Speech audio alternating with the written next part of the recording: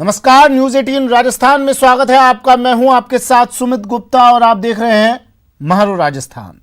Bulletin में बात होगी कल शुरू होने वाले निकाय चुनाव की, जिसके लिए चुनाव आयोग ने कमर कस ली है।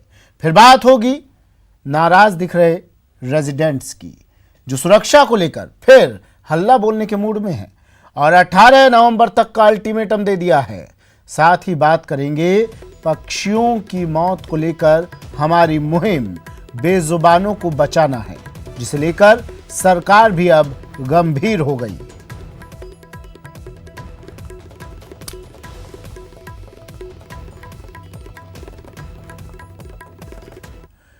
इन तीनों खबरों के बारे में बात करेंगे, लेकिन उससे पहले बड़ी खबर। इंदिरा गांधी के नाम से गहलोत सरकार ने मास्टर प्लान बनाया है। गहलोत सरकार 8 योजनाएं लाएगी। इंदिरा के नाम पर ये 8 योजनाएं लाई जाएंगी। 1000 करोड़ की इंदिरा प्रियदर्शनी फंड का मास्टर प्लान पहले फेज में लॉन्च होगी। इंदिरा गांधी के नाम 3 योजनाएं। प्रियदर्शनी महिला उद्यम प्रोत्साहन योजना होगी लॉन्च। महिलाओं को 1 करोड़ तक का कर्ज दिया जाएगा। इसके तहत कारोबार के लिए 25% तक सब्सिडी भी दी जाएगी।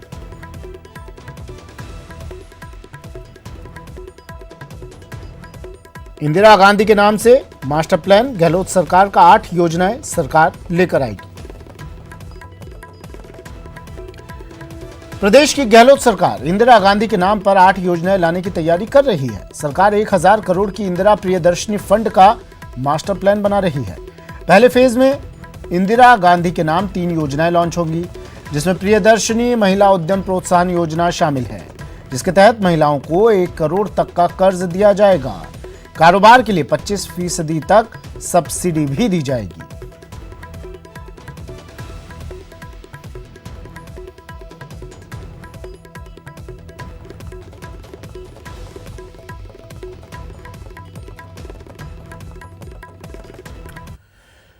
गहलोत सरकार के इस मास्टर प्लान को लेकर महिला बाल विकास मंत्री ममता भूपेश से बात की संवाददाता गोवर्धन चौधरी ने।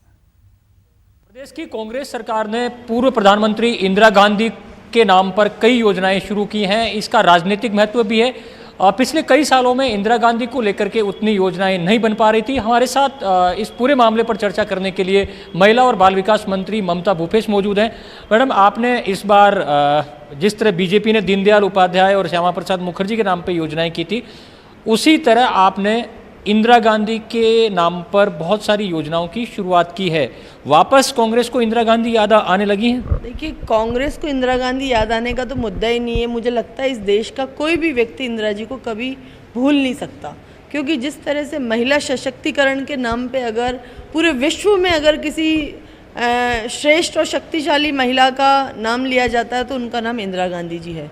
इसलिए मुझे खुशी है आपके माध्यम से बताते हुए कि हमने प्रियदर्शनी इंदिरा गांधी जी के नाम से कई योजनाएं हमारे विभाग के माध्यम से चलाई। बजट के अंदर हमें 1000 करोड़ रुपए की राशि माननीय मुख्यमंत्री जी ने दी। महिलाओं को सशक्तिकरण के लिए, उनको आत्म स्वरोजगार बनाने के लिए, इन तमाम मुद्दों को ध्यान में रखते हुए हमने इंदिरा गांधी प्रियदर्शनी शक्ति निधि का एक मास्टर प्लान बनाया है, जिसके तहत हमारी 3 योजनाएं हम बहुत जल्दी लॉन्च करने वाले हैं, जिसमें बेसिक कंप्यूटर कोर्स है, जिसमें 1 लाख महिलाओं को हम लोग बेसिक कंप्यूटर कोर्स प्रति वर्ष देंगे। 5000 महिलाओं को हम एडवांस कोर्स कंप्यूटर का देंगे, जिसके माध्यम से वो महिलाएं अपना नौकरी कर सकें, स्वरोजगार कर सकें। और एक ऋण योजना इंदिरा गांधी प्रियदर्शनी शक्ति निधि के माध्यम से एक ऋण योजना भी हम लोग चला रहे हैं कि एसएचजी के माध्यम से या फिर सिंगल महिलाएं जो हैं वो अपने आप को किस तरह से स्थापित कर पाएँ। वो सरकार के माध्यम से लोन ले सकती हैं। 1 रुपये से लेकर 1 करोड़ रुपए तक का लोन लेंगे, जिसमें 25% सब्सिडी हम महिलाओं को स्वरोजगार के लिए देंगे। एक ही नेता के नाम पर इतनी सारी योजनाओं का नामकरण करने से पॉलिटिकल सर्किल में भी सवाल उठेंगे, विपक्षी भी सवाल उठाएंगे कि आखिर एक ही नेता क्यों?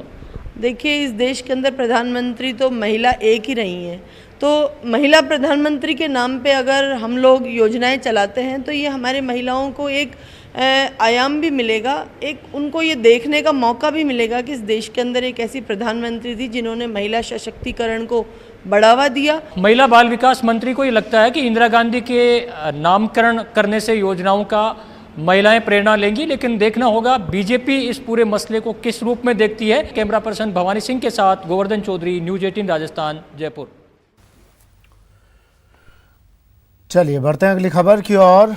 बात कर लेते हैं निकाय चुनाव की। 49 निकायों में चुनाव के लिए मतदान की सभी तैयारियां पूरी हो गई हैं। शनिवार को सुबह 7 बजे से शाम 5 बजे तक मतदान होगा। मतदान के लिए सुरक्षा के पुख्ता इंतजाम किए गए हैं। 49 निकायों में 5,833 ईवीएम मशीनों से चुनाव करवाए जाएंगे। सभी निकायों में लगभग 30% मशीनें रिजर्व में रखी गई हैं। आयोग ने मतदाताओं से निर्भय होकर बिना दबाव के मतदान करने की अपील की है। चलिए निकाय चुनाव से जुड़ी हुई तमाम खबरें आपको दिखाएंगे। क्या तैयारियां हैं प्रशासन की, चुनाव आयोग की, ये भी बताएंगे। पहले बात कर लेते हैं, एक बार फिर से मेरे सहयोगी गोवर्धन हमारे साथ जुड़ गए हैं। गहलोत सरकार 8 योजनाएं लाने की तैयारी कर रही है इंदिरा गांधी के नाम पर। क्या है इस योजनाओं में, ये जान लेते हैं। गोवर्धन हमारे साथ जुड़ गए हैं सीधा जयपुर से। गोवर्धन, आपने देखिए अभी बात भी की मंत्री साहिबा से। कल वोटिंग होनी है, उससे पहले ये घोषणा होती है महिलाओं के लिए। ठीक है, कुछ लोग कहेंगे लोगों का काम कहना है, उससे जोड़कर नहीं देखना है। इन योजनाओं में क्या क्या है गोवर्धन, ये बताइए।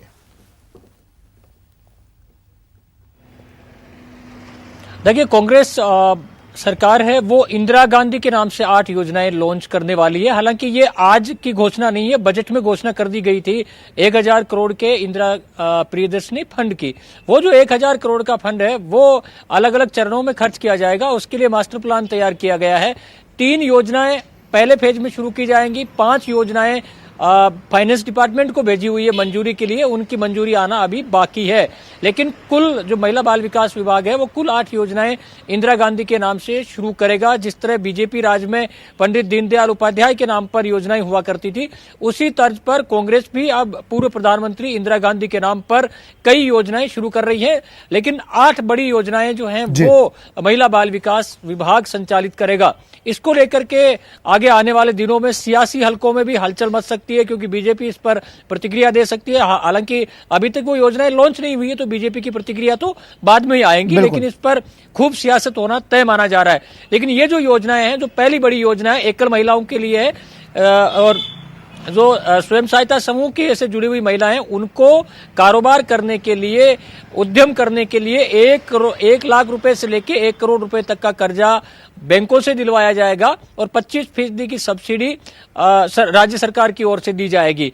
500 महिला कारोबारियों को ये कर्ज हर साल देने का टारगेट इस योजना के तहत तय किया गया है। इसके अलावा 5 लाख महिलाओं को स्किल डेवलपमेंट की ट्रेनिंग, एडवांस कंप्यूटर की ट्रेनिंग देने का और बेसिक कंप्यूटर ट्रेनिंग देने का टारगेट भी रखा गया। उसमें अलग योजना, 2 योजनाएं बेसिक ट्रेनिंग और एडवांस ट्रेनिंग के लिए अलग अलग लॉन्च की जाएंगी। तो ये पहले फेज में ये 3 योजनाएं रहेंगी। बाद में महिलाओं के और एम्पावरमेंट से जुड़ी हुई, उनके स्वरोजगार से जुड़ी हुई और बहुत सारी 5 योजनाएं हैं, वो फाइनेंस डिपार्टमेंट को भेजी गई है। वित्त विभाग से मंजूरी के बाद उनको भी जारी किया जाएगा। निकाय चुनावों की वजह से जो 3 योजनाएं उनकी लॉन्चिंग टल गई है, वरना इंदिरा गांधी की जयंती पर उनको 29 नवंबर आ रहा है, उसमें लॉन्च करने की तैयारी थी, लेकिन निकाय चुनाव की आचार संहिता की वजह से उनको लॉन्च नहीं किया गया है। अब उसमें सरकार की इस बात की संभावना है कि जो 17 दिसंबर को सरकार की जो वर्षगांठ है, उस वर्षगांठ पर इन योजनाओं को लॉन्च किया जाएगा। चलिए, शुक्रिया गोवर्धन तमाम जानकारी के लिए। गोवर्धन मेरे सहयोगी जयपुर से जुड़े, और 8 योजनाएं गहलोत सरकार की इंदिरा गांधी के नाम से। और अब बात कर लेते हैं निकाय चुनाव की। 49 निकायों में चुनाव होना है। मतदान की तैयारियां प्रशासन ने पूरी कर ली है। कल सुबह 7 बजे से मतदान प्रक्रिया शुरू होगी और प्रशासन ने अपील की है तमाम लोगों से बढ़ चढ़कर इस मतदान प्रक्रिया में हिस्सा लें। निकाय चुनाव का रण, मतदान की सभी तैयारियां पूरी।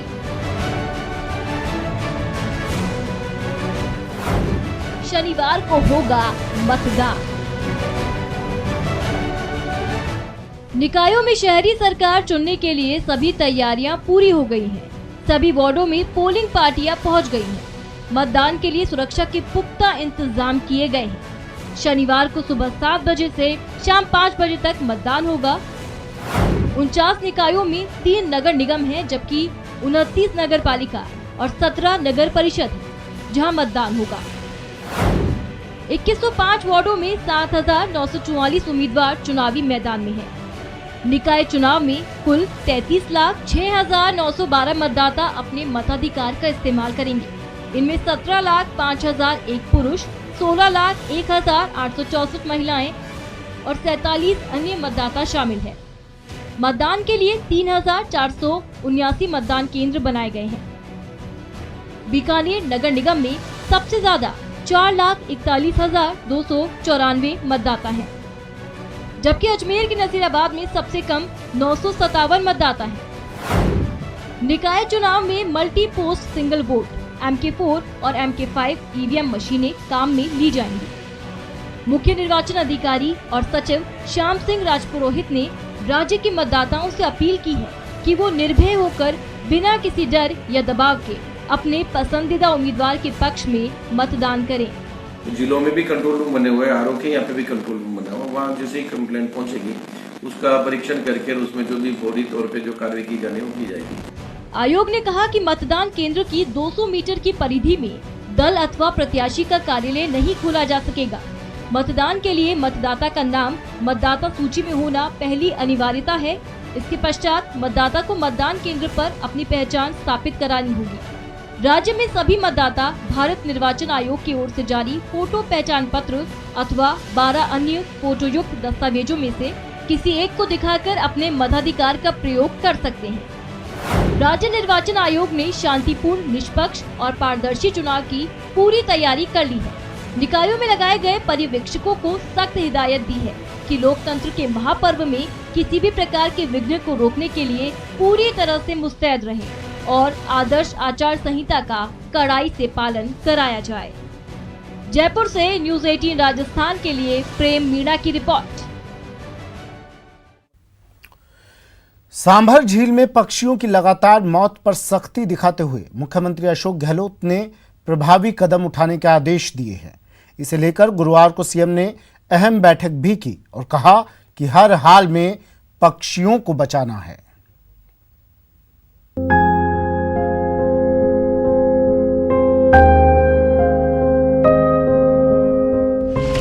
परिंदों पर कैसे बरपा कहर,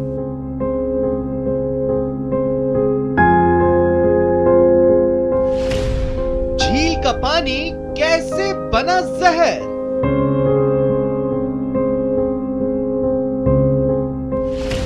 इस गुत्थी को जल्द से जल्द सुलझाइए।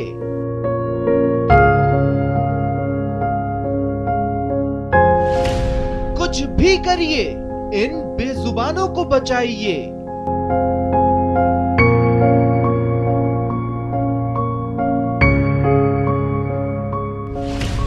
सांभर पर सीएम सख्त।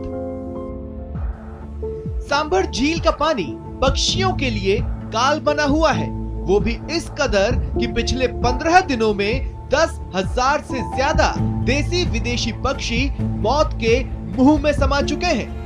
पक्षियों की मौत की असली वजह का अब तक पता नहीं लगाया जा सका है। हालांकि विशेषज्ञों की कई टीम मौके पर पहुंच चुकी है और वो इस बात की जांच में जुट गई है कि आखिर परिंदों की उड़ान पर किस चीज की नजर लग गई। इस बीच पक्षियों की मौत पर गंभीर सीएम अशोक गहलोत ने गुरुवार को समीक्षा बैठक की। सीएम ने रेस्क्यू सेंटर खोलने के साथ साथ वो सभी जरूरी इंतजाम करने के निर्देश दिए जिससे इन बेजुबानों को बचाया जा सके। सीएम ने कहा कि वो खुद पूरे मामले की मॉनिटरिंग कर रहे हैं और पक्षियों की मौत रोकने के लिए प्रभावी ढंग से काम किया जा रहा है। इस बीच वन एवं पर्यावरण विभाग के प्रमुख सचिव समेत विशेषज्ञों की कई टीम पूरी तत्परता से मौत के कारणों का पता लगाने में जुट गई है।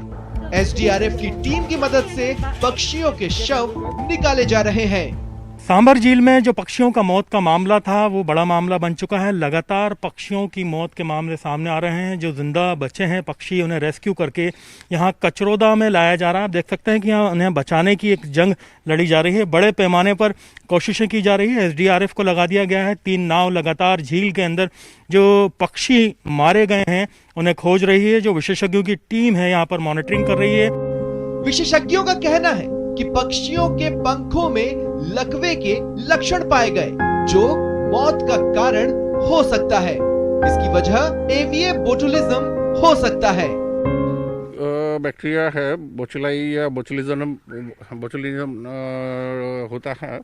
सम टॉक्सिन डेड कार्कस के ऊपर वो डेवलप होता है, बट सस्पेक्ट ही किया जा रहा है। ये तो रिपोर्टिंग टेस्ट के बाद ही क्लियर हो जाएगी। इससे पहले बुधवार को हाईकोर्ट ने स्वतः संज्ञान लेते हुए इस मामले में राज्य सरकार से जवाब मांगा था। सरकार की ओर से पेश किए गए जवाब में प्रवासी पक्षियों की मौत वायरल और बैक्टीरियल इन्फेक्शन के साथ साथ लंबी यात्रा के दौरान भोजन की कमी को बताया गया।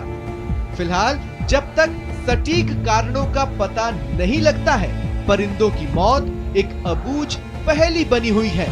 लेकिन सबसे अच्छी बात यह है कि इसको लेकर सरकार और अदालत के साथ साथ आम लोग भी एक्शन में हैं। उम्मीद की जानी चाहिए कि ये कोशिश रंग लाएगी और बेजुबानों की मौत थम जाएगी।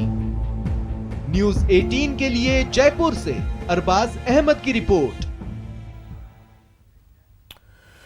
वहीं वन मंत्री पक्षियों की मौत के मामले में सांभर झील पहुंचे, जहां उन्होंने हालात का जायजा लिया। वन मंत्री से बात की हमारे संवाददाता अरबाज अहमद ने।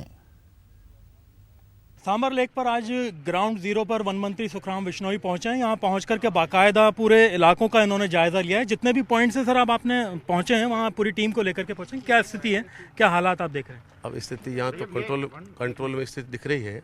रेस्क्यू सेंटर खोल रखा है, हमारी पूरी टीम लगी हुई। करीब 150 लोग इस पूरी झील को जांच पर कर रहे हैं। जहाँ भी मतलब कैजुअलिटी मिल रही है उनको लेकर दफना रहे हैं। जहाँ बीमार मिला उसको ले जाकर रेस्क्यू सेंटर में ले जाकर के भर्ती कर रहे हैं। तो अभी जो 150 लोगों की टीम लगाई उनमें कौन कौन लोग हैं और किस किस तरह के विशेषज्ञ आपने कहाँ से बुलाए? देखो, जो टीम लगी वो नगर पालिका के क्षेत्र की है। 50 आदमी इनके सिविल डिफेंस के भी हैं, SDRF के हैं। करीब 150 टीम SDM साहब के नेतृत्व में पूरी टीम पूरी झील को और जांच पड़ताल कर रही है। आपने जो प्राथमिकता रखी है अभी की, जो पक्षी हैं, जो मृत पक्षी हैं, उन्हें साफ किया जाए पहले प्राथमिकता? मृत को साफ किया जाए, साथ में जो बीमार हैं उनको मतलब रेस्क्यू सेंटर में भर्ती कराया जाए। तो अभी क्या लग रहा है, अभी जो स्थितियां हैं, जो रिपोर्ट्स आ रही हैं, क्या कारण सामने आया? देखो, कारण तो अभी जब जांच रिपोर्ट आएगी, बर्ड फ्लू नहीं है जैसे भोपाल से रिपोर्ट आ गई है। बाकी रिपोर्ट के लिए भेजी हुई रिपोर्ट आने के बाद ही पता चले क्या चीज़ है। तो अभी जो आप रिपोर्ट सबमिट करेंगे CM को, जो कि वो खुद लगातार मॉनिटर कर रहे हैं CM हाउस से, तो वो काफ़ी प्राथमिकता पर ले रहे हैं पूरे मामले को? देखो, ये प्रवासी मेहमान पक्षी है और करीब लाख की तादाद में आते हैं, हर साल आते हैं। पहली बार इस तरह घटना घटी है। ये जो लैंड है ये रेवेन्यू लैंड है और हमारी फॉरेस्ट्री टीम, वेटनरी टीम सभी मिलकर के संयुक्त रूप से प्रयास करें, बहुत बढ़िया प्रयास कर रहे हैं। जी बिल्कुल, ये हैं वन मंत्री सुखराम बिश्नोई, जिन्होंने बताया कि ये पूरी जो झील के ऊपर चारों तरफ आप देख सकते हैं तमाम पॉइंट्स का उन्होंने जायजा यहाँ पर ले लिया। और जो रिपोर्ट है आज शाम को मुख्यमंत्री को पेश करेंगे, बताएंगे कि क्या यहाँ पर कदम उठाए गए हैं, क्या यहाँ पर जो ज़रूरी एहतियात है वो बरतने हैं। रिपोर्ट्स के मुताबिक बर्ड फ्लू नहीं है। अभी जो टॉक्सिक एलिमेंट्स हैं उनकी जांच की जा रही है, क्या संभावना हो सकती है। इन हालात में फ़िलहाल जो है पहली प्राथमिकता जो मारे गए पक्षी हैं उन्हें हटाने की ग्राउंड से, और उसके बाद में जो इलाज करना है बीमार पक्षियों का वो भी पहली प्राथमिकता पर लिया जा रहा है। कैमरा पर्सन बलबीर के साथ में अरबाज अहमद, न्यूज़ 18 के लिए सांभर से। वक्त एक ब्रेक का है। ब्रेक के बाद